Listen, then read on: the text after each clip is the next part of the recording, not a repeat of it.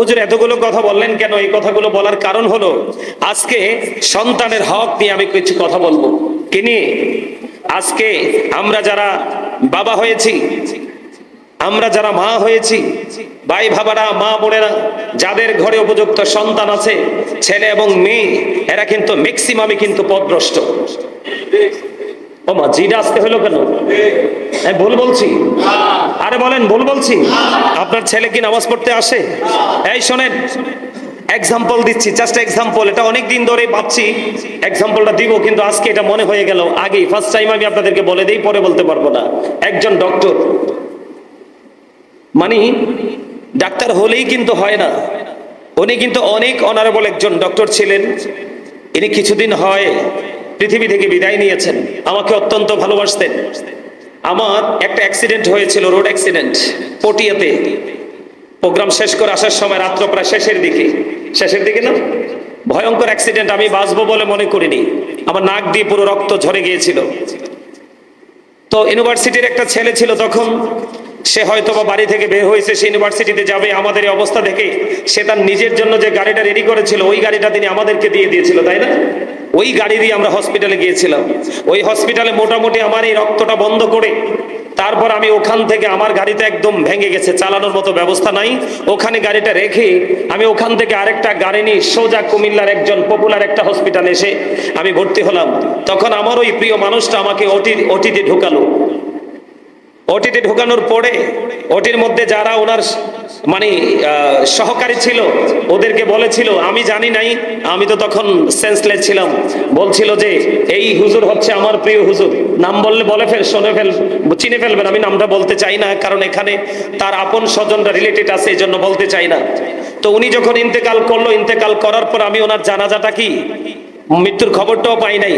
পরে জানতে পারছি উনি মারা গেছে। পরে ওনার একজন প্রিয় মানুষকে ফোন দিয়ে বললাম যে ডাক্তার সাহেব কি পৃথিবী থেকে বিদায় নিয়েছে? কয় হ্যাঁ হুজুর বিদায় নিয়েছে। আমি কই তোমরা কত স্বার্থপর, আমাকে বললা না। তো এখন ওনাকে তো তোমরা মাটি দিয়ে দিয়েছো, আমি ওনার কবরের পাশে গিয়ে একটু দোয়া করতে চাই। বিশ্বাস করেন, একটা ছেলে ডাক্তার, একটা ছেলে ইঞ্জিনিয়ার, দুটো ছেলের একটা ছেলেও রাজি হয় নাই, শুধু সময় দিবে। আমি বলছি আমার যত সময় সব খরচ আমার। আমি শুধু ওই মানুষটার কবরের পাশে গিয়ে একটু যদি জিয়ারত করে আসতে পারি, তাহলে আমার কলিজাটা ঠান্ডা হবে। দুইটা ছেলের একটা ছেলেও তাদের পড়াশোনা, তাদের কাজ রাজি হয় নাই। নাউজুবিল্লাহ বলবেন না? আরো জোরে বলেন, আরো জোরে। গত জুমায় কি বলেছিলাম? একজন গিয়ে রসুলকে প্রশ্ন করেছিলেন, ইয়া রাসূলুল্লাহ, আমার বাবা আমার উপার্জিত সম্পদ নিজের মতো করে খরচ করতে চায়। আমার রসুল ডাক দিয়ে বললেন, শুধু তোমার সম্পদ নয়, তুমি নিজেও তোমার বাবার সম্পদ। আওয়াজ তুলে বলেন সুবহানাল্লাহ। তোমাকে ডাক্তার বানিয়ে গেল বাবা, তোমাকে ইঞ্জিনিয়ার বানিয়ে গেল বাবা, তুমি বাবার জন্য সময় দিতে পারবা না।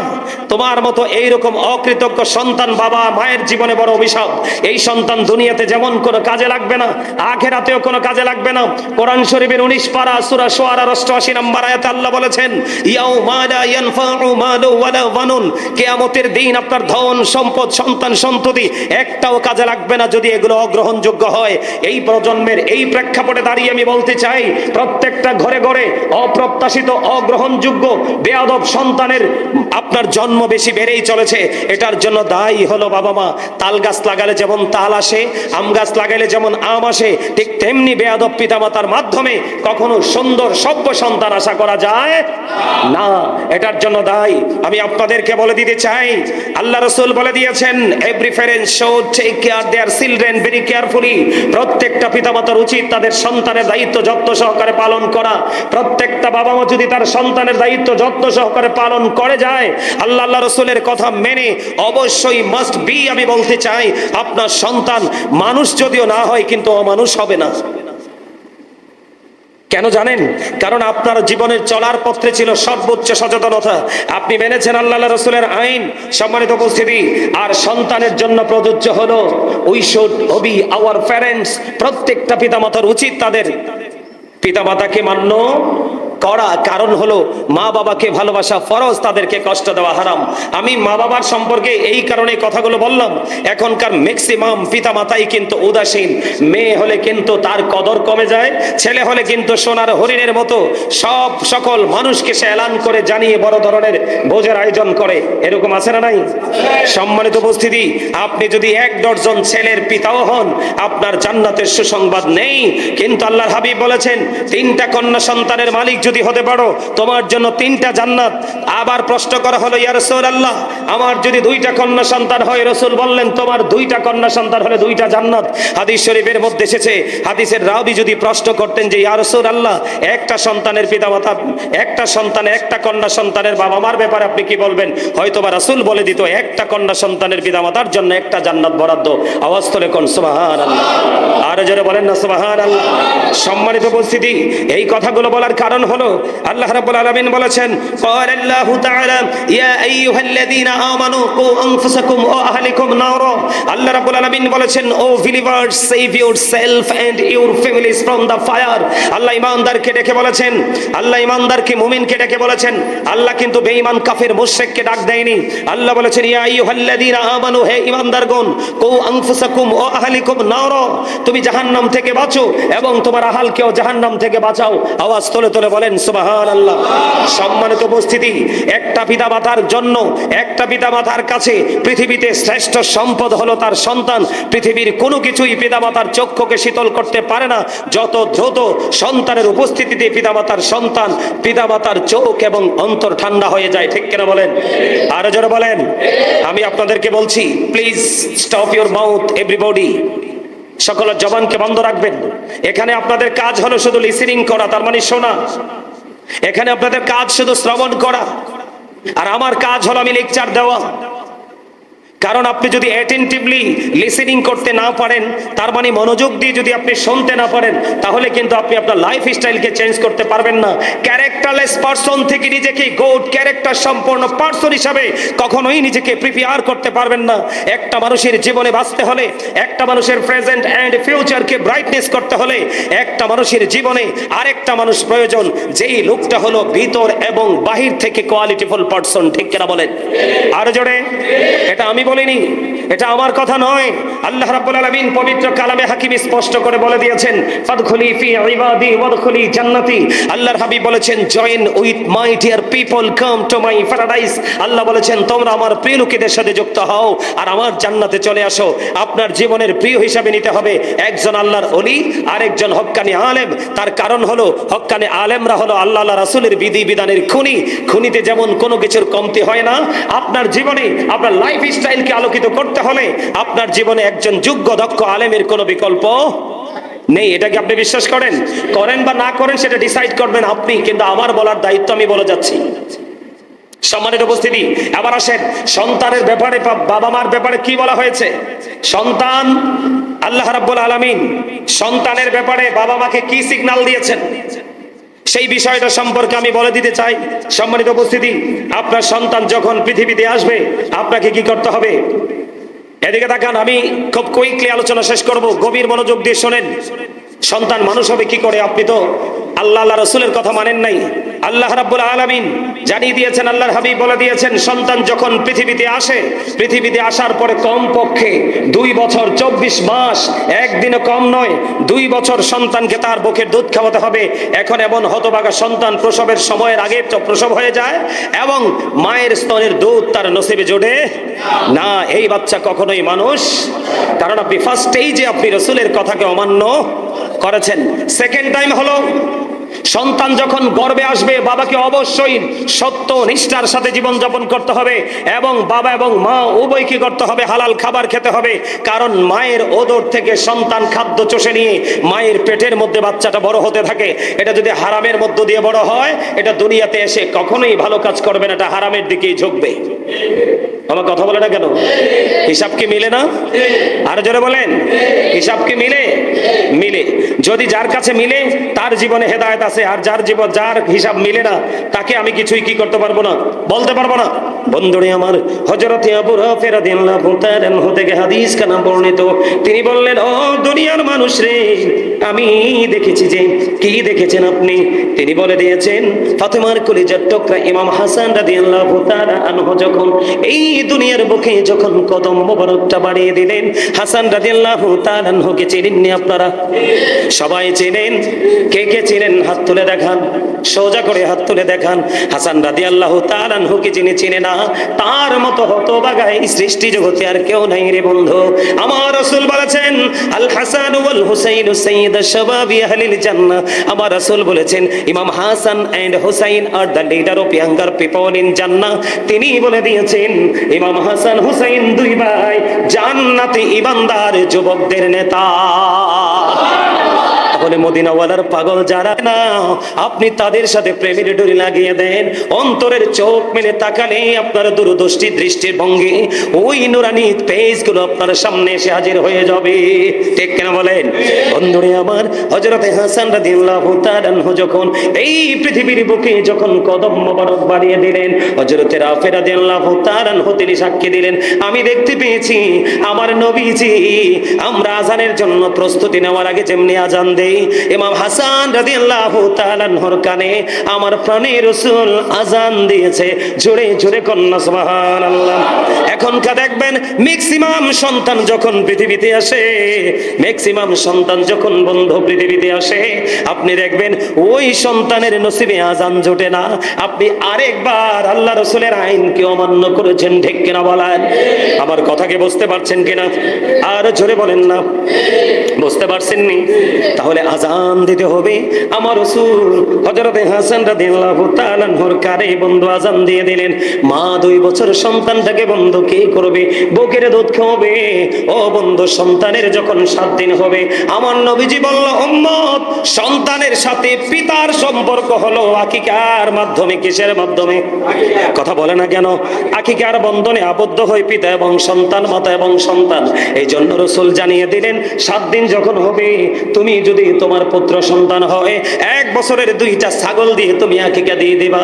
কন্যা সন্তান যদি হয়, 7 দিনের মধ্যে 1 বছরের একটা ছাগল দিয়ে তুমি আকিকা দিয়ে দিবা। রাসূল বলে দিলেন, ইসলামী নাম রাখবা, মেয়ে হোক বা ছেলে হোক, তাদের মাথা তুমি মুন্ডন করে দিবা। জোরে জোরে কন্যা সুবহানাল্লাহ। বন্ধুরে আমার, এখনকার পিতামাতা সেটা মানতে চায় না। এই খবর পর্যন্ত তাদের কাছে নাই। তারা আছে এখন ফেসবুকদেরকে নিয়ে। ঠিক কিনা বলেন? বন্ধু, শুধু এখানে একান্ত নয়, দেখতে দেখতে 7 দিন পার হয়ে গেল। বন্ধু, দেখতে দেখতে 7 থেকে 7 বছরে পা দিল। আল্লাহর হাবিব জানিয়ে দিলেন, তুমি তোমার সন্তানকে 7 বছরে যখন পা দিল, তুমি নামাজের জন্য তাকে তাগিদ দাও। 7 বছর থেকে ধীরে ধীরে যখন 10 বছরে পা দিল, 10 বছরে যখন পা দিল, তুমি তোমার সন্তান থেকে বিছানাটা আলাদা করে দাও। একসাথে ঘুমাইতে পারবে না, তাকে পৃথক করে দিতে হবে, আলাদা করে দিতে হবে। আমার রাসূল বললেন, 10 বছরে যখন আজান নামাজ পড়বে না, তাকে হালকা পাতলা ভাবে মায়ের দিয়ে দাও। এখনকার বাবা মা 10-15 বছর কোন দিক দিয়ে চলে যায় খবর নাই। খবর শুধু আছে ইংলিশ মিডিয়াম নিয়ে। ঠিক কিনা বলেন? আছে না নাই? আমি আপনাকে বলছি না যে আপনি ইংলিশ পড়াবেন না, অবশ্যই পড়াবেন, কিন্তু ইংলিশ পড়াবার আগে আপনার অনেক দায়িত্ব কর্তব্য আছে, সেই কর্তব্য আপনাকে পালন করতে হবে। বন্ধুরে আমার, এই কর্তব্যের মধ্যে সন্তান কিন্তু নামাজের জন্য তাগিদ দিয়েছেন আপনি। আল্লাহর হাবিব সরকারি মদিনা তিনি বলে দিয়েছেন গুরুত্বপূর্ণ হাদিস, হাদিস খানা বন্ধু এসেছে দাইলামি শরীফের মধ্যে। আপনার আমার প্রাণের রাসূল বলে দিয়েছেন, আদিবু আওলাদাকুম আলা তালাতি খিসালিন হুব্বি নাবিকুম হুব্বি আহলি বাইতিহি ওয়া আলা কিরাতিল কুরআন। রাসূল বলেছেন, তোমরা তোমাদের সন্তানদেরকে 3টি বিষয়ে শিক্ষা দাও। ইয়া রাসূলুল্লাহ, ইয়া হাবিবাল্লাহ, নবী গো, এই 3টা বিষয় কি? আমার নবীজি প্রথমে বলেছেন, হুব্বি নাবিকুম, it is the love of the prophet, তোমরা নবীর প্রেম শেখাও। এরপরে বলেছেন, হুব্বি আহলি বাইতিহি, নবীর আহলে বাইতের প্রেম শেখাও। এই প্রেম শিখা এবং শিখানো দুইটাই বন্ধু ঈমান এবং ফরজ। এরপর 3rd টাইম রাসূল বলেছেন, ওয়া আলা কিরাতিল কুরআন, কোরআন, তুমি তোমার সন্তানকে কোরআন তেলাওয়াত শেখাও। জোরে জোরে কন্যা সুবহানাল্লাহ। এখন কয়টা বাবা, বাবাই তো জানে না ঈমান কি, ঈমান কত প্রকার ও কি কি, কোন কোন জায়গায় ঈমান স্থাপন করতে হবে, এটা বাবাই তো জানে না। সন্তানকে শিক্ষা দিবে কে করে? ও বন্ধু, এখনকার সন্তান মানুষ হওয়ার পিছনে বাবা মা কারণ। কারণ মা মেয়েটাকে উলঙ্গ করে নিয়ে বের হয়, ছোট্ট থাকতে মেয়েটা খোলামেলা থাকতে থাকতে এটা অভ্যস্ত হয়ে যায়। আবার ছেলেটা বন্ধু বাবাকে ফলো করে, বাবার মুখে নাই দাড়ি, বাবা যেটা করে সন্তানও সেটা করে, বাবার পরনে নাই পাঞ্জাবি, বাচ্চাটাও সেটাই করে, বাবা নামাজ পড়ে না, সন্তানও কিন্তু সেটাই ফলো করে। এমনি করে করে প্রত্যেকটা সেক্টর আপনি ডিমলিশ করে দিয়েছেন, তার মানে ধ্বংস করে দিয়েছেন। তার ফিউচারটাও ব্ল্যাক হয়ে যাবে, কখনোই ব্রাইট হবে না। জোরে জোরে কন্যা নাউজুবিল্লাহ। আমার কথা কি আপনারা বুঝতে পেরেছেন? আপনার সন্তানকে মানুষ করতে হলে বন্ধু তিনটা জায়গার দিকে বাবা মাকে কড়া নজর রাখতে হবে। প্রথম হলো বন্ধু, প্রথম আপনাকে একটা কাজ করতে হবে, সেটা হলো আপনার পারিবারিক শিক্ষা দিতে হবে। কি? ফ্যামিলিগত শিক্ষা দিতে হবে। দ্বিতীয়ত বন্ধু সামাজিক শিক্ষা দিতে হবে। আর তৃতীয়ত আপনাকে সন্তান যখন বড় হতে থাকবে দেখবেন সেই মানুষের সাথে মিশতে থাকবে, বন্ধুত্বের সম্পর্কে আবদ্ধ হওয়ার চেষ্টা করবে। ঠিক সেই সময়টা হলো আপনার ছেলে এবং মেয়ের জন্য সবচেয়ে বড় ভয়ঙ্কর এবং বিপজ্জনক। ওই সময় যদি আপনার ছেলে এবং মেয়েকে যদি আপনি একটুখানি কড়া নজরে রাখতে পারেন, এই সন্তান কোনোদিন অমানুষ হবে না। আপনার জীবনে বিশেষ প্রয়োজন হলো একটা সৎ সঙ্গ তার জন্য জুটিয়ে দেওয়া। ঠিক কিনা বলেন? এখন তো বন্ধু শব্দের কোনো পবিত্রতা নাই, আছে? এখন কি বন্ধু আছে? আবার একেবারে নাই বললে চলবে না। আমার কাছে মনে হয় 10 থেকে 15% আছে বন্ধুত্ব সম্পর্ক, আর 85% একবার এটা জাস্ট ফর্মালিটিতে আবদ্ধ। কথা কি বুঝতে পারছেন? 85% কি, 85% জাস্ট ফর্মালিটি। আর রিয়েলিটি যদি আমি খুঁজি তাহলে দেখেন 10 থেকে কি, কথা বুঝতে পারছেন, 15 পর্যন্ত, ঠিক না? এটা আমার কথা আর কি, এটা আপনারা আপনাদের অ্যানালাইসিস থেকে বুঝতে পারেন বাকিটা কি। তো এই কথাগুলো বলার কারণ হলো সম্মানিত উপস্থিতি, আজকে সন্তানগুলো ম্যাক্সিমামই ধ্বংস না? কথা বলেন না, ম্যাক্সিমামই ধ্বংস না? আমি বসে আছি বসে থাকলাম, দেখবেন ছেলেটা ধরেন 5-7 বছরের হবে, বাবা চলে গেল সাথে। মানে এটা কেমন বাবা, আমি অবাক হয়ে গেলাম। সে তার বাচ্চার বসে বসে তার বাচ্চার চুলের ডিজাইন করে দিচ্ছে। কি করে দিচ্ছে? মাথার চুলটা এদিক দিয়ে কেমন হবে, ওই দিক দিয়ে কেমন হবে, ধরেন 3 তলা 4 তলা ফাউন্ডেশন হয়ে গেছে শুধু মাথা জাস্ট এরিয়াটা। নাউজুবিল্লাহ বলেন না কেন? আরো জোরে। এই যে আমাদের ছেলেরা, এই যে যেইগুলো টুপি নাই, এই যে জেডিরে আমি দেখতে পাইতেছি আমার চোখের সামনে, জেডির টুপি নাই, সব দিন মাথার স্টাইল ইহুদি স্টাইল। যেটা টুপি দিয়ে ঢাকা রাখছে ওটা তো আর দেখি না, এটাকে দেখা যায়? ওরা অনেক চালাক, ভেরি ইন্টেলিজেন্ট।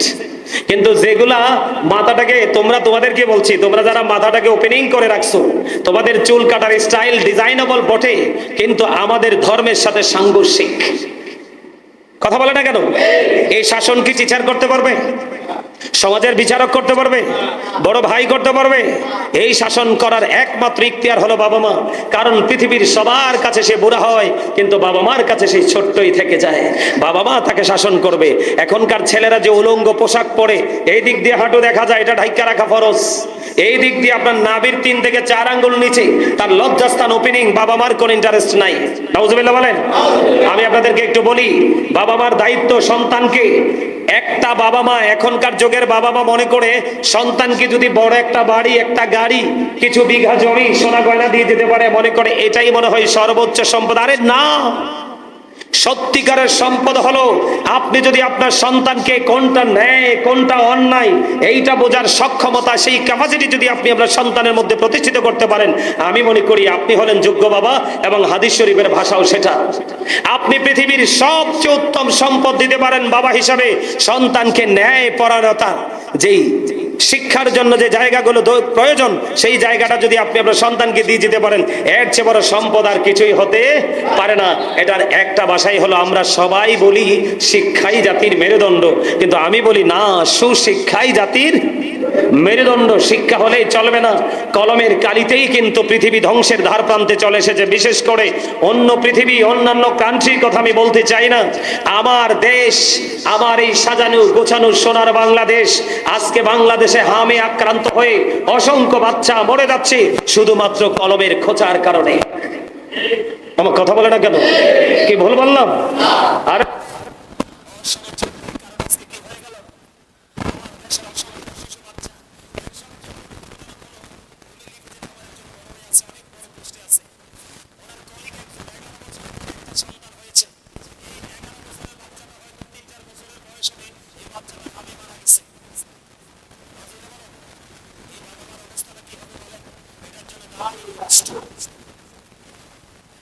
আপনাদেরকে বলি, আপনি যদি সুশিক্ষায় শিক্ষিত হতে পারেন, অবশ্যই আপনার সন্তানকে আপনি সেই ক্যাটাগরিতে ঘরে তোলার চেষ্টা করবেন।